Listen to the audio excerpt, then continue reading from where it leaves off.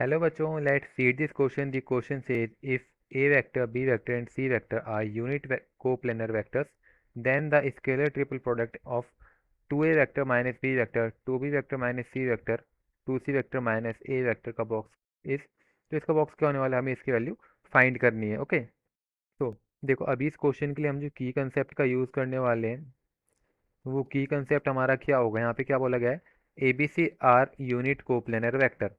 तो देखो अगर A B and C vector are unit coplanar vectors, तो ये क्या होगा। तो यहाँ से इसका मतलब क्या निकल के आता है, जो हमारा ए बी सी है इनका जो बॉक्स है वो ज़ीरो होगा। ओके, सो यहाँ से इसका बॉक्स जीरो आ रहा है। तो जब इसको यूज़ करके हमको इस क्वेश्चन को सॉल्व करना है, अब यहाँ से क्या करना है, हमें क्वेश्चन में क्या गिवन है, box of 2A vector minus B vector, 2B vector minus of C vector. Okay, अब क्या करना है, 2C vector minus A vector minus of A vector. Okay, अब देखो क्या करना है, इसको हम क्या लिख सकते हैं, इसको हम कैसे लिखेंगे, यहाँ पे 2A vector minus B vector है, तो इसका 2A vector minus B vector dot of 2B vector minus of C vector cross 2C vector minus of A vector. तो हमको इसको सॉल्व करना है।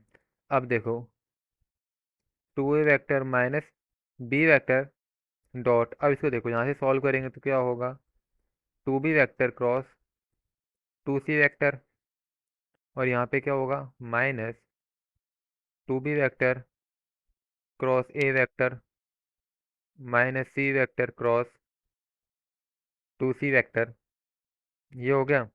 अब यहाँ से देखो तो plus of C vector cross A vector. So ये हो गया। अब यहाँ से जब इसको हम सॉल्व करेंगे तो क्या होगा, 2A vector minus B vector.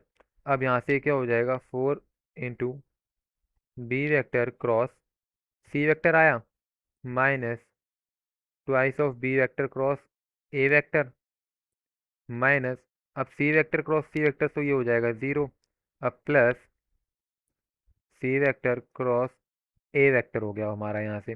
अब ये आने के बाद इसको हम क्या लिख सकते हैं, अब यहाँ से जब इस डॉट को सॉल्व करते हैं, देखो यहाँ से क्या आएगा, 8A vector dot B vector cross C vector. ये हो गया।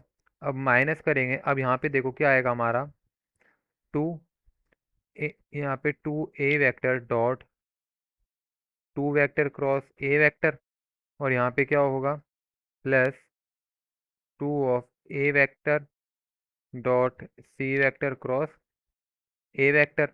अब इसके आगे जब सॉल्व करेंगे तो वो क्या आएगा, minus of B vector dot B 4 B vector cross C vector minus of, minus minus plus हो जाएगा वो। अब इसको इससे मल्टीप्लाई करेंगे जब, क्या होगा minus minus plus B vector dot 2B vector cross A vector. अब ये सॉल्व हो गया। अब इसके साथ जब बी को मल्टीप्लाई करेंगे तो यहाँ से क्या आएगा, minus of B vector dot C vector cross A vector.